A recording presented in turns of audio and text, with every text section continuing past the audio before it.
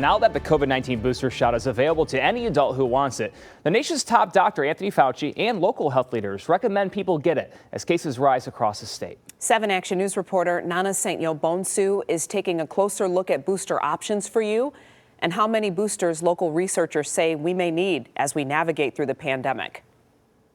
Yes, as we head into winter, health leaders are saying the COVID-19 booster is very necessary to help protect Michiganders. One local doctor says if you can get it now, do not put it off. I've not had my booster shot yet, but I plan on getting it in the next week or two. Like Kyle Richards, people are getting ready to roll up their sleeves again to get boosted. No brainer.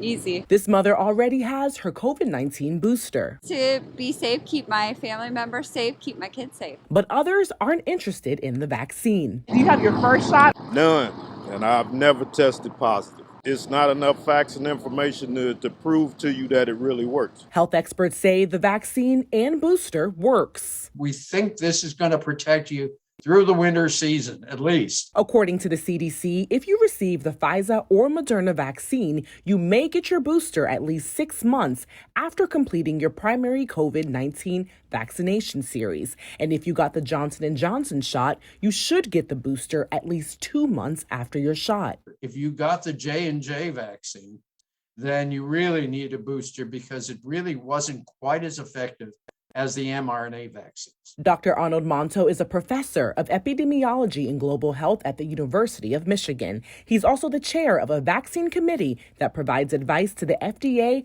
on the authorization of vaccines. Dr. Monto says, think of the booster as the flu shot. He believes people will have to get it at least once a year, depending on the different variants. I don't think it's going to be every 6 months. I can't speak for it. Some people think it's going to be 3 and done.